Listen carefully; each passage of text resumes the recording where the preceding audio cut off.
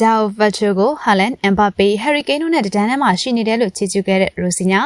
Chelsea အသင်းပြ Rosinha ကအသင်းရဲ့အဓိကတိုက်စစ်မှုဖြစ်သူ Jao Vachugo ကိုချီးကျူးပြောဆိုလိုက်ပါတယ်ရှင်။ Jao Vachugo ကဒီဟာဒီမှာ Chelsea အသင်းကိုပြောင်းရွှေ့လာတယ်ဆိုပေမဲ့အသင်းအတွက်အကျိုးပြုနေတဲ့တိုက်စစ်မှုတယောက်ဆိုတော့အချက်လက်တွေနဲ့သက်သေပြထားနိုင်ခဲ့ပါတယ်။ Chelsea အသင်းဟာပြီးခဲ့တဲ့နွေရာသီဈေးကွက်ထဲမှာတိုက်စစ်မှုနှစ်ယောက်ကိုယင်းနှိမ့်မြှောက်နှံထားခဲ့ပြီးတော့ Liam Delap ကဒဏ်ရာတွေနဲ့ရုန်းကန်နေရချိန်မှာ Jao Vachugo ကတော့အားကိုးရတဲ့ကစားသမားတယောက်ဖြစ်လာနေပါတယ်။ဒါ့အပြင် Vachugo ဟာပြီးခဲ့တဲ့ Aston Villa နဲ့ပွဲမှာ Chelsea ကစားသမားဘဝပထမဆုံးအကြိမ်အဖြစ် hat-trick ရရှိခဲ့သေးပါတယ်။ကလပ်ကမ္ဘာဖလားပြိုင်ပွဲကစားလို့လက်ရှိအချိန်ထိ Vachugo ဟာ Chelsea အသင်းအတွက်ပြိုင်ပွဲစုံဂိုး20အထိသွင်းယူပေးထားပြီးတော့ဂိုးပန်တင်မှု6ကြိမ်ပြုလုပ်ထားနိုင်ခဲ့ပါတယ်။ဒါဟာ Chelsea လိုအသင်းကြီးမှာပထမဆုံးရာသီအနေနဲ့ Vachugo ရဲ့ခြေစွမ်းက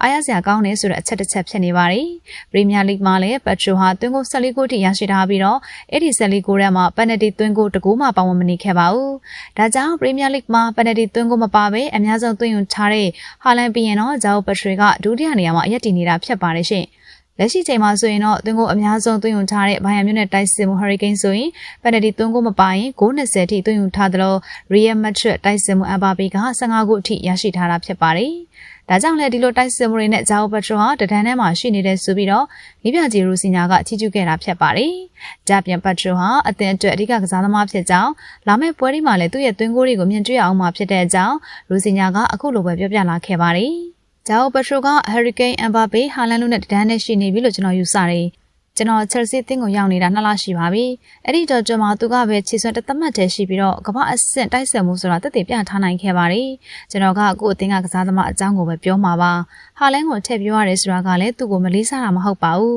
။ကျွန်တော်က Haaland နဲ့အပြင်မှာမရင်းနှီးပါဘူး။ဒါပေမဲ့သူကကမ္ဘာအဆင့်တိုက်ဆက်မှုတယောက်ဆိုတာကျွန်တော်ကောင်းကောင်းသိပါတယ်။အခုချိန်မှာတော့ကျွန်တော်အတွက် Jao Vachugo ကိုဘယ်သူနဲ့မှအစားမထိုးနိုင်ပါဘူး။သူ့ရဲ့အရေးအသွေးသူ့ရဲ့အရေးချင်းတွေအားလုံးကအသင်းအတွက်အများကြီးအထောက်အကူဖြစ်စေပါတယ်။သူရဲ့အားသာချက်ကတော့အသက်အရွယ်ပါ။သူကနောက်ထပ်တိုးတက်လာအောင်မဲ့လူငယ်ကစားသမားတယောက်ပါသူ့အနေနဲ့ဘာတွေထပ်ပြီးတော့တိုးတက်လာအောင်မလဲဆိုတော့ကျွန်တော်မြင်နေရပါတယ်အခုချိန်မှာတော့သူဟာကမ္ဘာအဆင့်မီတဲ့တိုက်စစ်မှုတယောက်ဖြစ်နေပါပြီကျွန်တော်အနေနဲ့ကလည်းသူ့ကို Chelsea အသင်းမှာအကြာကြီးဆက်ထိန်းထားကြပါတယ်ဆိုပြီးတော့နေပြ Rosinha ကသူ့ရဲ့တပည့်ကျော်ကိုချီးကျူးသွားတာဖြစ်ပါတယ်